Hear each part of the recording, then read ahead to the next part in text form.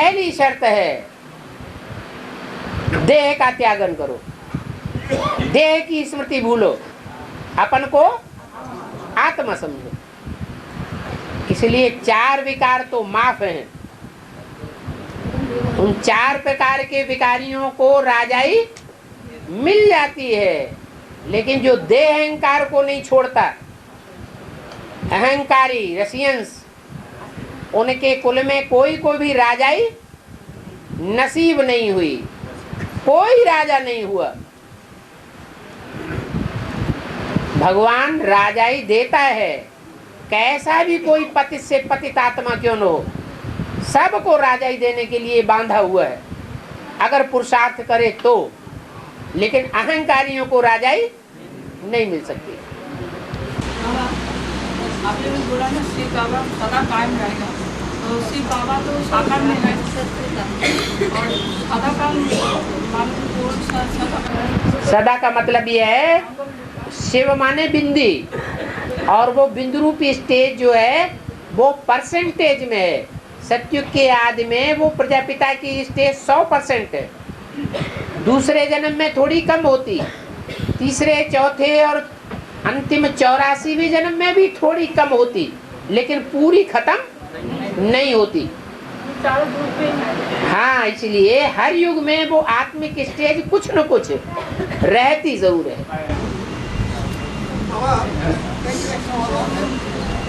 आपने एक डिवाइस में हमने पढ़ा है, यह है ब्रह्मा, ये है व्यक्त, हाँ, प्रजापिता ब्रह्मा, वो है अव्यक्त, है जो दोनों एक। ये है व्यक्त, माना जिस समय ब्रह्मा बाबा जीवित थे, उनके मुख से ये वाणी चलाई जा रही थी, उस समय ब्रह्मा बाबा की तरफ इशारा किया, ये है व्यक्त। दोनों जीवित थे, इसलिए बोला ये है व्यक्त।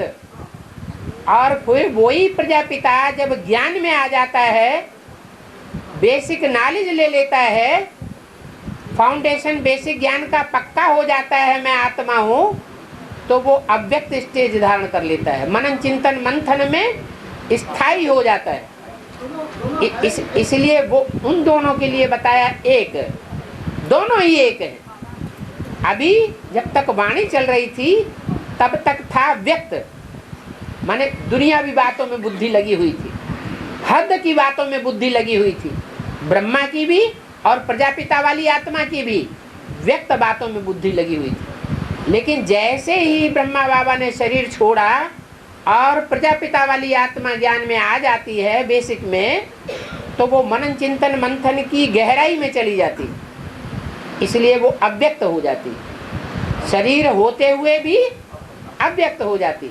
इसलिए बोला चाहे व्यक्त है और चाहे वो अव्यक्त, लेकिन हैं दोनों एक, ऐसे बोला। और बाबा मल्टीप्लिकेशन अर्थ क्या है? मल्टीप्लिकेशन बढ़ते जाना, बढ़ते जाना, 2 से 4, 4 से 8, 8 से 16।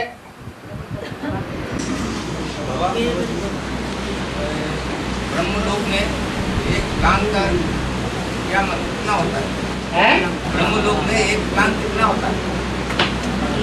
फरलांग तो जो यहाँ की बात है वही वहाँ की बात बताई, लेकिन ब्रह्मलोक भी 2 प्रकार के बता दिए। एक ब्रह्मलोक है जो निराकारी दुनिया है, और निराकारी दुनिया के ब्रह्मलोक के लिए यहाँ बोला है तुम ब्रह्मलोक को यहाँ उतार लेंगे, परम धाम को तुम साकारी सृष्टि पर उतार लेंगे। माने साकारी सृष्टि में जो आत्मिक स्टेज में टिकने वाली आत्माएं हैं, उनको ज़्यादा लंबे चौड़े घर की जरूरत नहीं है, उनके दिल में ही इतनी जगह होगी कि थोड़ी जगह में बहुतों को समेट सकते हैं। जैसे शहद की मक्खियां होती हैं, कितनी मक्खियां रहती हैं छोटे से छत्ते में, हजारों की तादाद में, और सब एक दूसरे से कंट्रोल्ड, सब अपने अपने काम में लगी रहती हैं। एक दूसरे से झगड़ती हैं कि तुमने हमारे माथा से माथा क्यों बिगाड़ दिया, तो हमारे ऊपर क्यों चढ़ बैठी? कहीं झगड़ा होता है? नहीं होता। तो ऐसे ही कहा जाता है कि दिल के अंदर जगह होती है, जगह की ज्यादा जरूरत होती नहीं है, दिल बड़ा होना चाहिए। एक फरलांग 500-700 करोड़ बिंदु बिंदु आत्माओं के लिए काफी है।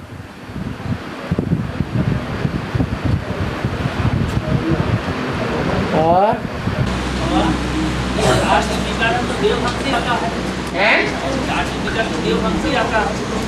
कौन सा विकार? चार विकार देवगण से क्या आता है? हाँ, विकारों का मूल ही है देह अभिमान।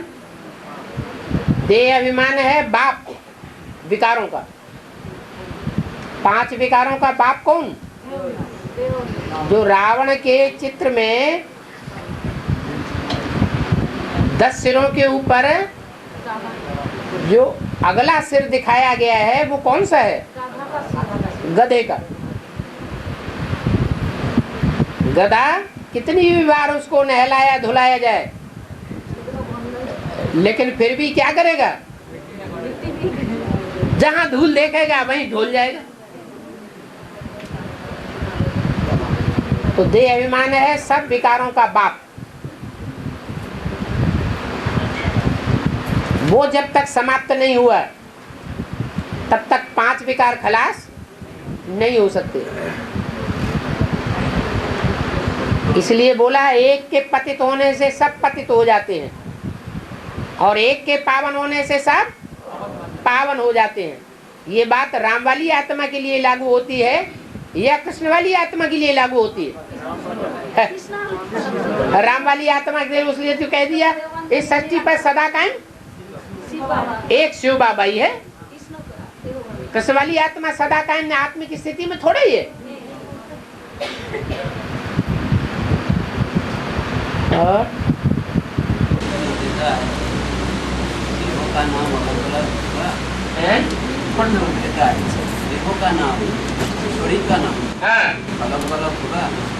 हाँ जी, होगा क्या? होता ही है।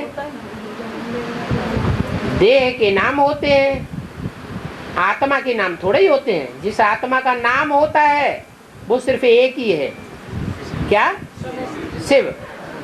उसका सदैव ही नाम शिव है, वो नाम कभी बदलता नहीं है। परंतु इस सृष्टि रूपी रंगमंच पर वो आत्मा जब आती है और अनेक प्रकार के पार्ट बजाती है तो नाम चेंज हो जाते हैं।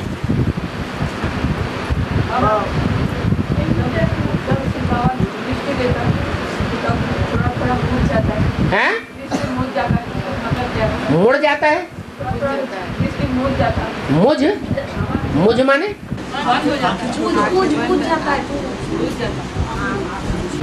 बंद हो जाता है।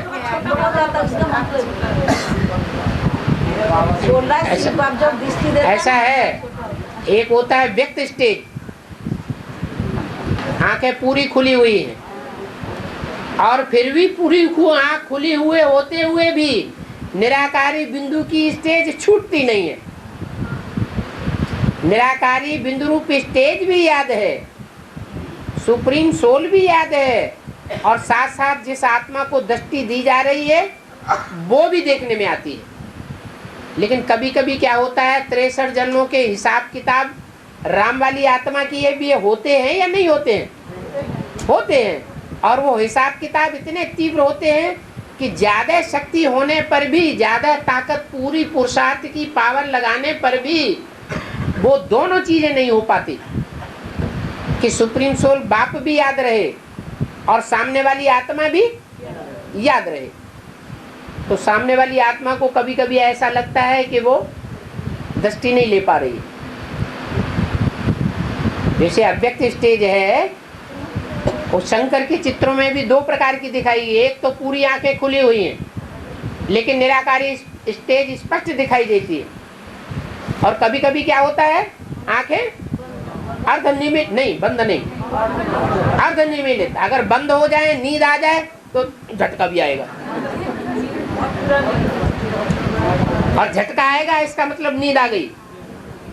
तो नींद आने वाली बात नहीं, लेकिन वो निराकारी स्टेज में जैसी शक्ति लेने वाले को मिलनी चाहिए वैसी शक्ति लेने वाली आत्माएं भी नहीं खींच पाती, और देने वाली आत्मा जो है वो उस निराकारी स्टेज में टिकने के लिए बहुत पुरुषार्थ होता है।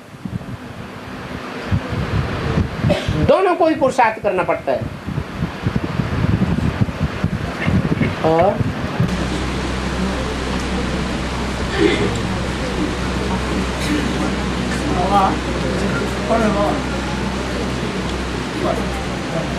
हमको गांधी को 14 वर्ष वनवास दिखाया, तो ज्ञान से क्या करना? ज्ञान से इसका क्या कनेक्शन? जैसे राम को 14 वर्ष का वनवास गया और राम के संगी साथियों को भी दिखाया, ऐसे ही पांडवों को 13 वर्ष का वनवास दिखाया। पांडवों को 13 वर्ष का, तो ये जो 13 वर्ष की 14 वर्ष की बातें हैं वो कहाँ की यादगार है? संगम युग की यादगार है। पहले आराम से ठाठ में घर में बैठ करके पुरुषार्थ करते होंगे एक जगह स्थायी होकर के, बाद में फिर कांटों के जंगल में भटकना पड़े। तो जो कांटों के जंगल में भटकने की यादगार है वो 13-14 साल दिखा दी।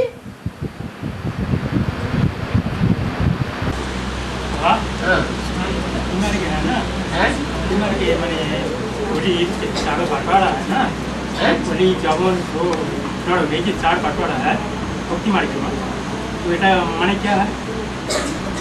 भक्ति मार्ग बोली 4 बटवाड़ा एक गाड़ी जवन ढोल नड़, ये माने क्या?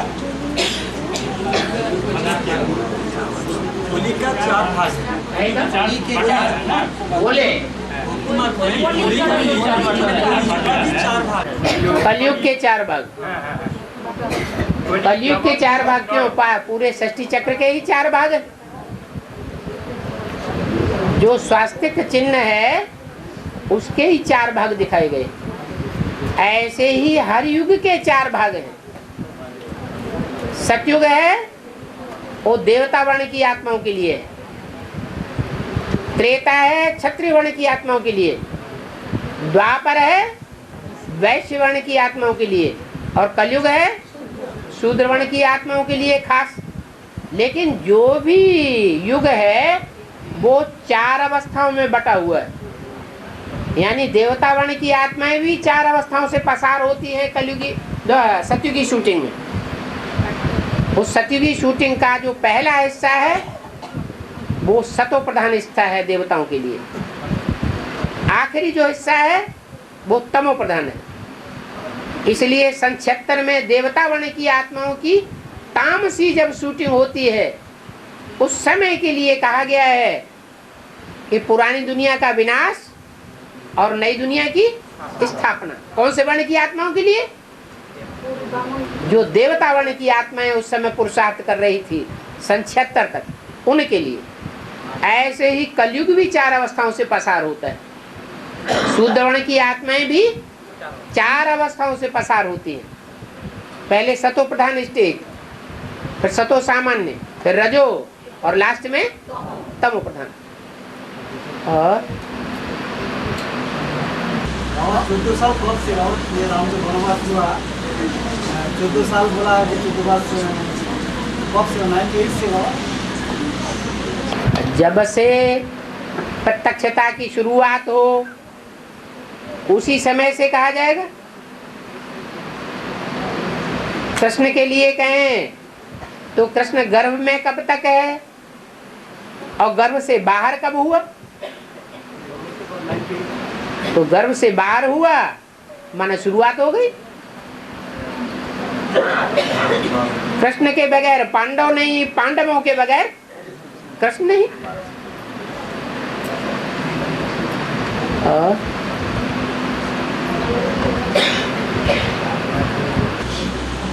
और कृष्ण के बचपना दिखा है 2, एक है सादा, एक है समरा, बुरा है समरा है।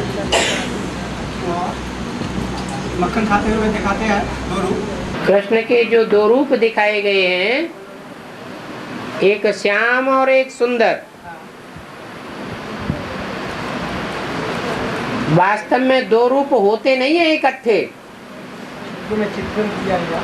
लेकिन जो शास्त्रों में नाम दिया हुआ है श्याम सुंदर, वो इस समय वर्तमान स्वरूप की यादगार है। जो बेसिक नॉलेज वाले हैं, जिनकी बुद्धि में पूरा ज्ञान नहीं बैठा हुआ है, वो समझते हैं कृष्ण उर्फ दादा लेखराज की आत्मा ही सन 68-69 तक श्याम पार्ट बजाती है और सतयुग में जब जन्म लेती है तो सुंदर पार्ट बजाएगी। तो उनके लिए उनकी बुद्धि में बैठा हुआ है कि वो ही श्याम सुंदर का पार्ट है। लेकिन ये श्याम सुंदर एक का नाम है या दो व्यक्तित्व के नाम है? एक का नाम है। और 68-69 तक तो व्यक्तित्व एक अलग है, और सतयुग में जो जन्म लेगा वो तो व्यक्तित्व, वो पर्सनालिटी ही दूसरी हो जाती है।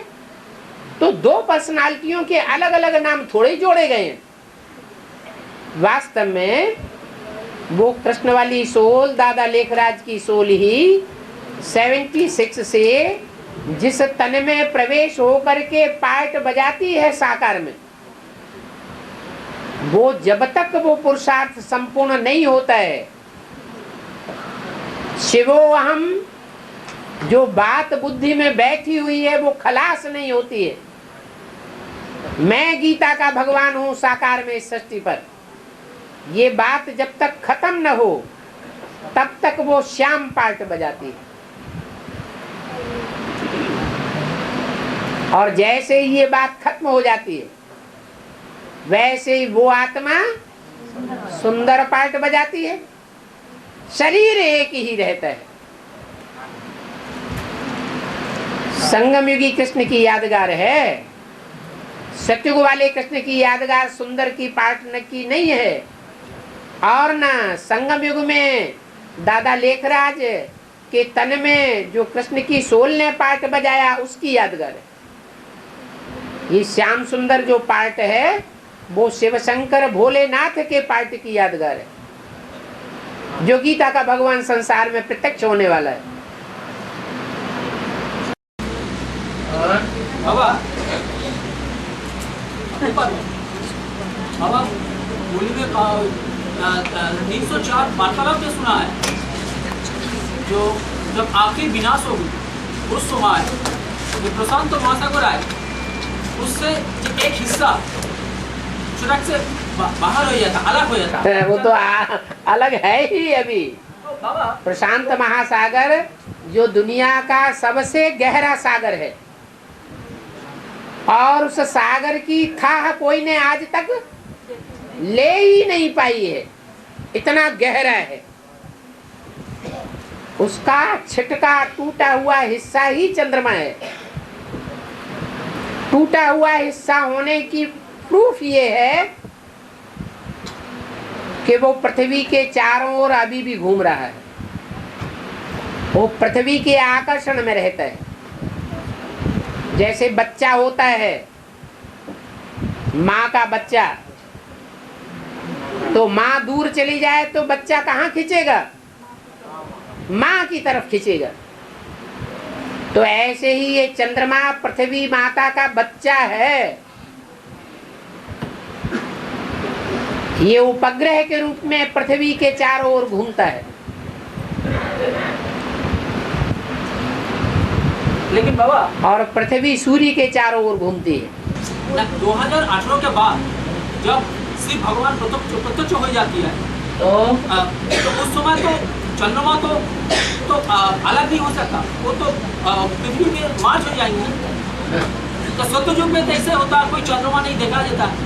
अरे ये मनसा की शूटिंग होगी, ये प्रैक्टिकल में 5 तत्व भी सुधर जाएंगे। 2018 तक ये मनसा का ही परिवर्तन होगा, मन बुद्धि रूपी आत्माओं का ही परिवर्तन होना शुरू होगा, या 5 तत्वों की प्रकृति का भी परिवर्तन हो जाएगा है? इसलिए बोला है जब तक 5 तत्वों की प्रकृति का परिवर्तन नहीं हुआ है तब तक सृष्टि का परिवर्तन नहीं कहा जा सकता। इसलिए वो चंद्रमा अलग ही रहेगा और ये पृथ्वी भी अलग ही रहेगी। लेकिन सत्ययुग में सारे समय तो अंधेरे नहीं होता। अंधेरा क्यों होगा जब वहां चंद्रमा ही नहीं होगा? जब आज की दुनिया में नॉर्थ पोल और साउथ पोल दो ऐसे स्थान हैं जहां 6-6 महीने तक दिन ही बना रहता है,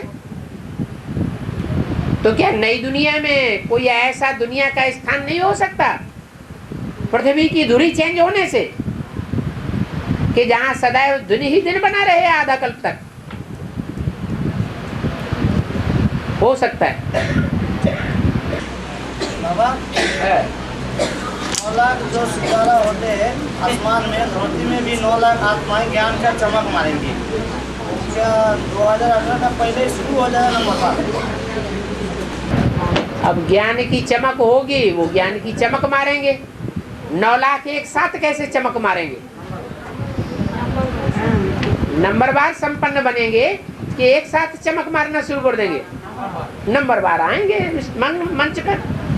बाबा बाहर दुनिया भक्ति मार्ग में कीर्तन बोला है, बाहर दुनिया भक्ति मार्ग में ब्राह्मणगण बोला है कि ब्राह्मण 9 लक्षण तो यथा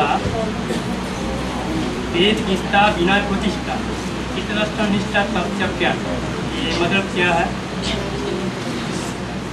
अब इनका हिंदी बोलो, मिक्स करके बोल रहे हैं। ये बाहर दुनिया है जो भक्ति मार्ग के आप बंगाली में बोल दीजिए शुद्ध धड़ाधड़, नहीं तो आधी जो बंगाली समझने वाले हैं वो भी नहीं समझ पाते हैं।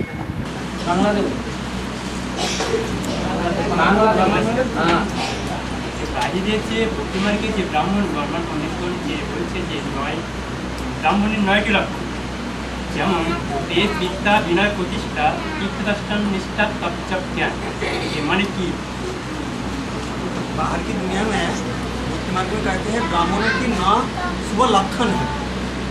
वो 9 लक्षण का नाम बता रहे हैं भाई, निष्ठा इत्यादि इत्यादि। वो क्या है वास्तव में? वेद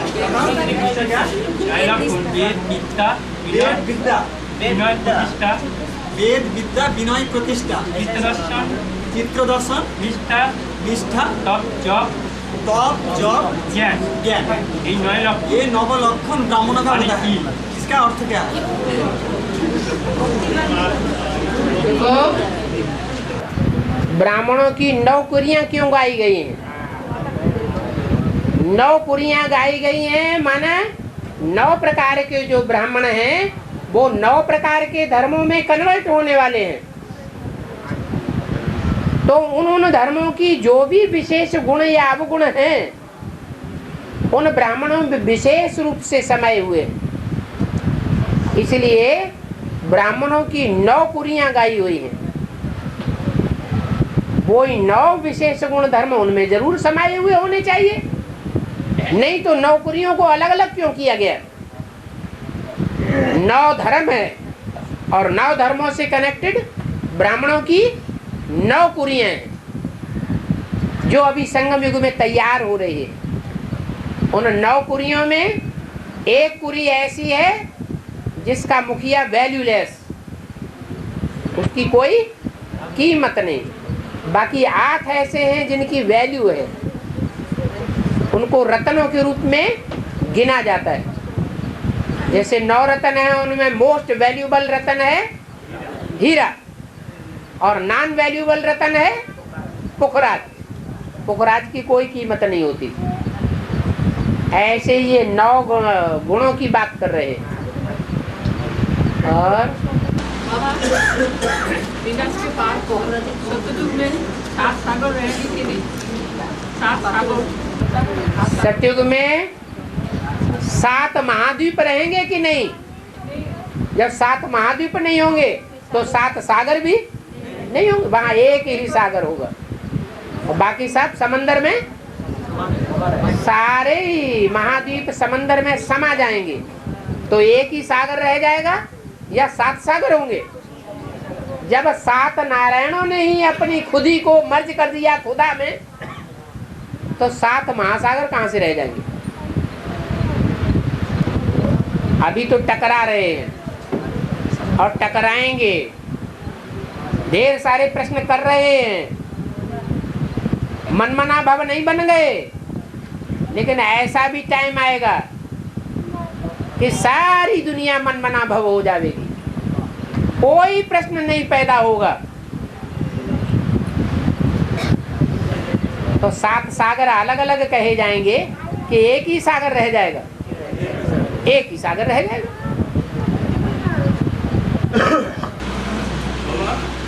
चाइना में अभी जो तिब्बत के लोग जो डेवलपिंग के लिए लड़ाई लड़ रहा है, उसको क्या विरोध का क्या बात है?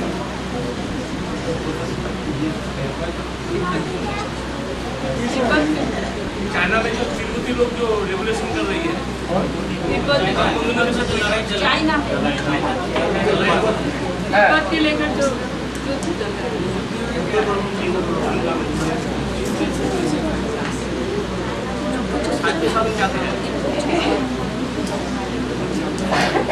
हर धर्म के 2 भाग हो गए। चाइना कौन सा धर्म खंड है? बौद्धी धर्म खंड है। लेकिन जो बौद्धी धर्म खंड हो या दुनिया का कोई भी धर्म खंड हो, वो कलयुग के अंत में आते आते नास्तिकवाद से प्रभावित हो जाता है या नहीं हो जाता है? तो वो हीनयान कहा गया, हीनता की ओर जा रहे हैं।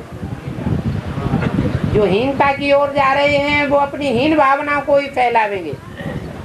और एक है महायान, जो भगवान को बुद्ध के रूप में मानते हैं। वो मूर्तियों को तोड़ने वाले और वो मूर्तियों को जोड़ने वाले, बनाने वाले।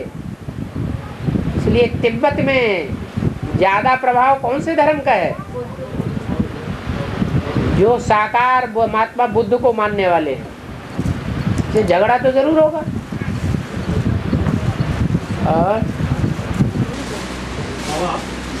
साइलेंस पावर क्या है और साइलेंस पावर कैसे जमा किया जाए?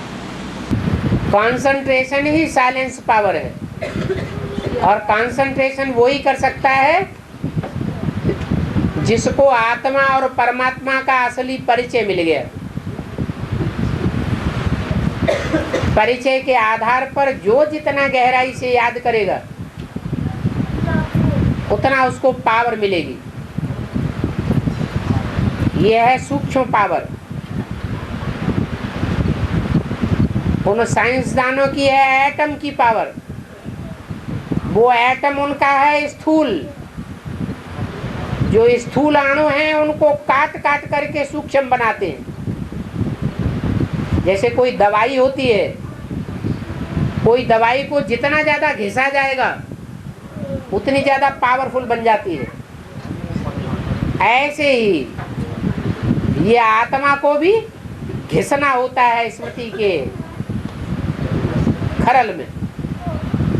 जितना हम आत्मिक स्थिति को महीन बनाते जाएंगे उतनी हमारी पावर कंसंट्रेशन की बढ़ती जाएगी। अभी पावर बहुत कम है। लेकिन बाबा आत्मिक स्थिति तो सारा दिन में भी चले ना, उम्मीद करना पड़ेगा। फाउंडेशन में जो काम जितना अच्छा हो जाएगा वो लास्ट तक भी अच्छा ही देता रहेगा।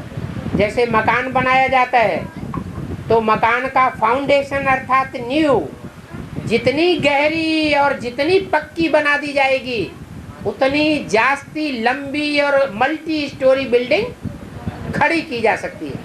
अगर फाउंडेशन कच्चा होगा तो बिल्डिंग भी कच्ची रह जाएगी। ऐसे ही जो ज्ञान में आते हैं, जिस समय ज्ञान में आते हैं उस समय ही जिन्होंने आत्मिक स्थिति को, प्रैक्टिस को ज्यादा पक्का कर दिया, उनका फाउंडेशन पक्का हो जाता है।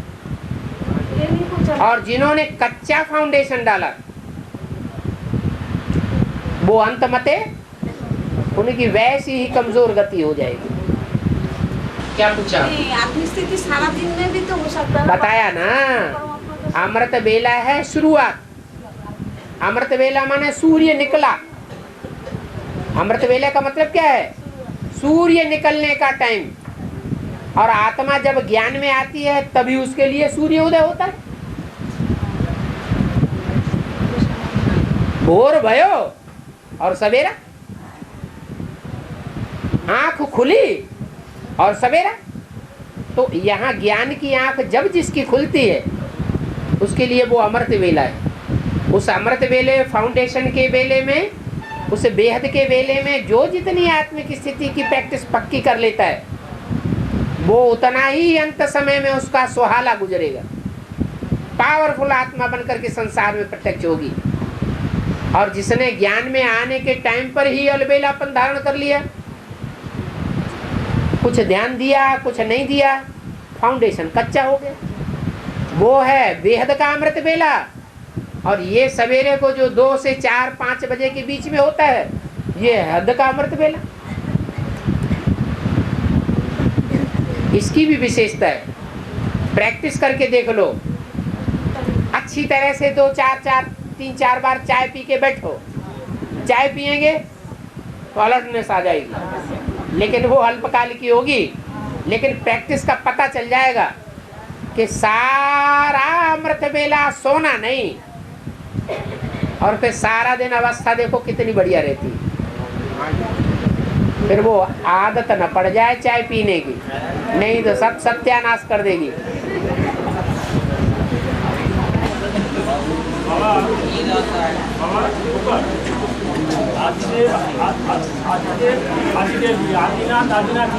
आदिदेव तो राम बाप प्रतिष्ठा हो गया। आदिनाथ आदिनाथिनी एडोनी आदिदेव तो प्रतिष्ठा हो गया। आदिदेव कौन हुआ? आदिनाथिनी आदिदेवी कौन हुआ? जो नई सृष्टि की आदि करे सो आदि देवी। जो नई सृष्टि की आदि करे, दोनों ही साथ होकर के कार्य करती हैं या दोनों के अलग होने से कार्य संपन्न होता है? तो फिर ये तो है ही प्रवृत्ति मार्ग। ऐसे नहीं अकेली लक्ष्मी से काम चल जाता है। लक्ष्मी भी चाहिए तो महालक्ष्मी भी चाहिए, नारायण भी चाहिए तो महानारायण भी चाहिए, ब्राह्मण भी चाहिए तो महाब्राह्मण भी चाहिए। ये ज्ञान ही प्रवृत्ति मार्ग का है। बाबा सीप पर छाती पर महाकाली का पैर रखा है तो भक्ति मार्ग में पूजा देती है। तो सीप का छाती का पर महाकाली का पैर रख रही, इसको बेहद का मतलब क्या है? इसका बेहद का मतलब है कि विनाश का कार्य है वो शंकर का है या महाकाली का है? हैं? महाकाली ब्रह्मा द्वारा स्थापना, विष्णु द्वारा पालना, शंकर द्वारा विनाश क्यों गाया हुआ है? विनाश किसके द्वारा? शंकर के द्वारा। इसका मतलब महाकाली पार्ट नहीं बजाती है। जैसे ब्रह्मा कुमारियां हैं, वो ब्रह्मा कुमारियां सेवा का पार्ट बजा रही हैं या मजबूरी में सेवा का पार्ट बजा रही हैं? अभी किस बात की मजबूरी है? ब्रह्मा कुमारियों की इस बात की मजबूरी है कि वो अंदर से जानती हैं कि एडवांस पार्टी बड़ी तीव्र गति से दिन दूनी रात चौगुनी आगे बढ़ रही है। अगर इसी तरह से आगे बढ़ती रही तो हमारा सत्यानाश हो जाएगा। इसलिए मजबूरी में आकर के वो सेवा के फील्ड में पाम पेंट शो कर रही है। ऐसे ही जो ब्रह्मा कुमारियां हैं, वो ब्रह्मा कुमारियों में आधार मूर्त जड़ें हैं दूसरे धर्मों की। वो आधार मूर्त जड़ें दूसरे धर्मों की ज्यादा पावरफुल होती हैं या उन जड़ों के जो बीज हैं वो ज्यादा पावरफुल होते हैं? कौन ज्यादा पावरफुल है? बीज ज्यादा पावरफुल है। और बीज एडवांस पार्टी में है या बेसिक में है? Advance party.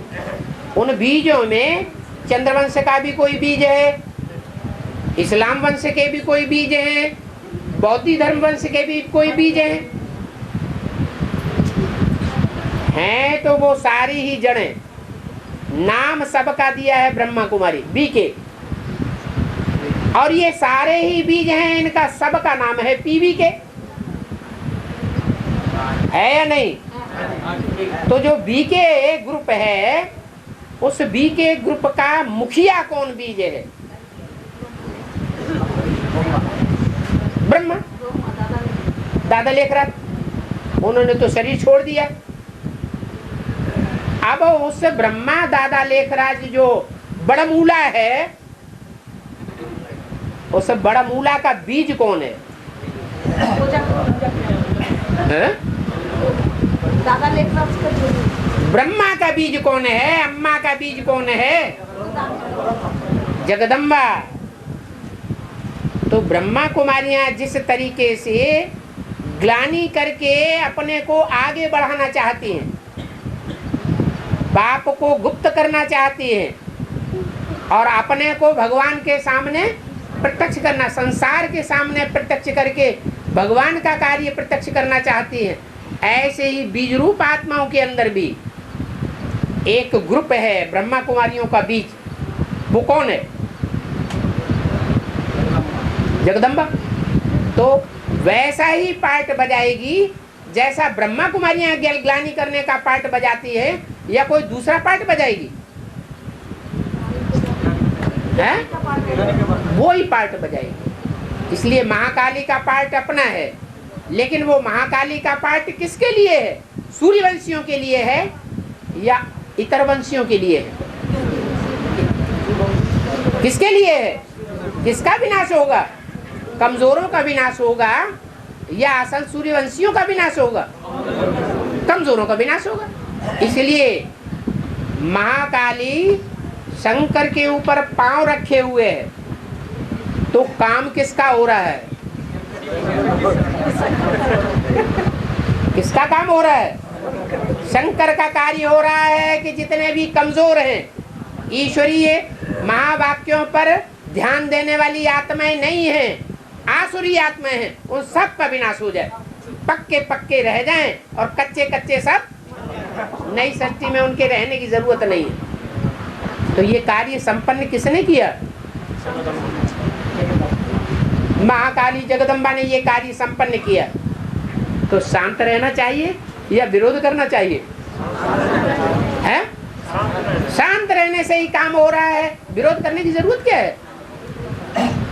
तो शंकर जी शांत पड़े हुए, महाकाली अपना काम मार काट का करती चली जा रही है।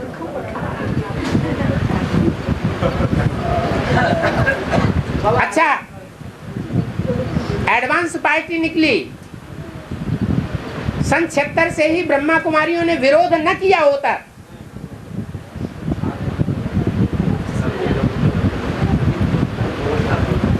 बिल्कुल विरोध न किया होता, तो अभी जो कार्य चल रहा है एडवांस पार्टी का ऑटोमेटिक, उसमें क्या अंतर पड़ता? नहीं, उसकी असलियत यह है कि उसी समय चारों तरफ आवाज फैल जाती है एडवांस पार्टी की।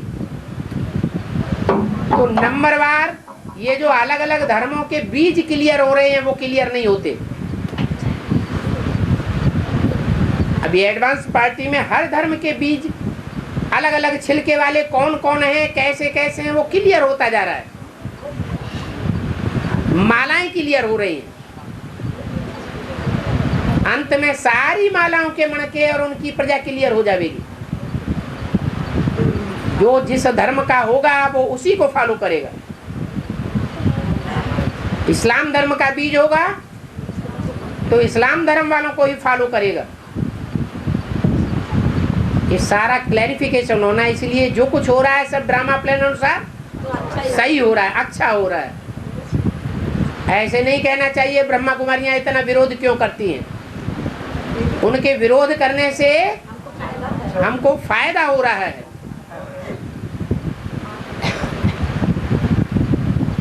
इसलिए महाकाली का भी अगर पार्ट आता है ब्राह्मणों की बेस एडवांस पार्टी की दुनिया में संहार करने का, तो हमारे लिए फायदेमंद है।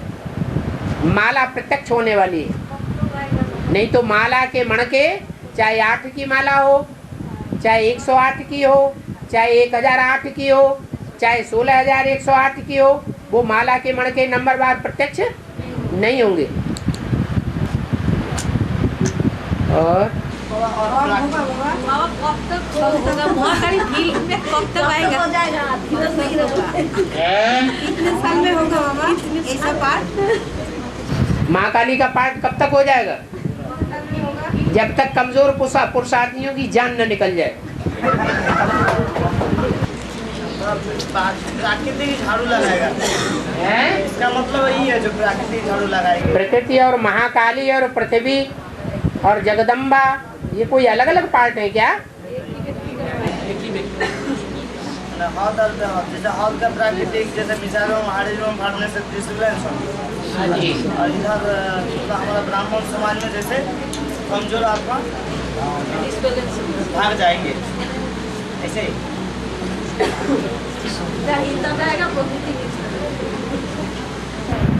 साक्षी होके ड्रामा देखो, बोल बोल से नहीं चलेगा।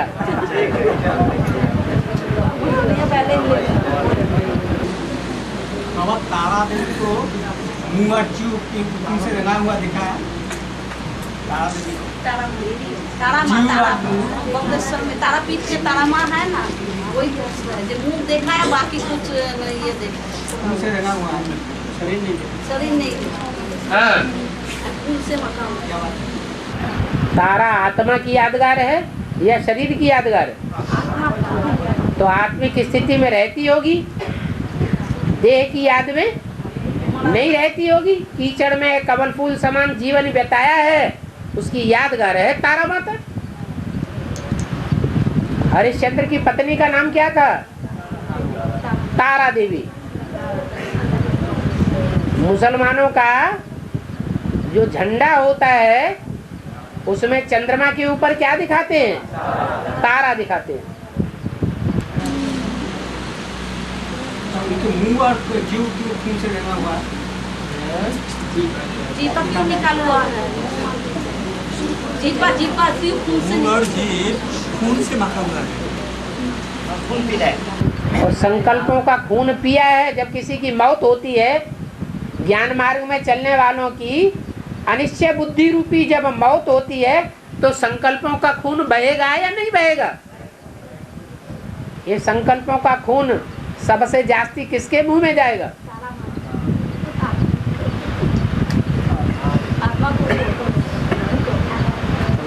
और बाबा कृष्ण का एक नाम तो श्याम है, तो एक नाम श्याम नहीं है। श्याम नाम नहीं है एक नाम, वो अधूरा नाम है। उनका असली नाम क्या है? श्याम सुंदर। श्याम सुंदर। हाँ जी। तो श्याम सुंदर तो शरीर का जो रंग है, कलर है, शरीर की बात ही नहीं है। बेहद का बाप बेहद के बच्चों से हद की बातें करते हैं या बेहद की बातें करते हैं? देह की बातें करते हैं या विदेही पने की बातें करते हैं? देह की तो बात ही नहीं है, ये तो आत्मा की बात है। आत्मा श्याम पार्ट बजाती है,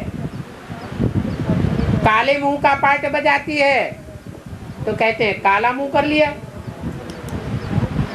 गोरा पार्ट बजाती है तो कहते हैं सुंदर पार्ट बजाया। और चलो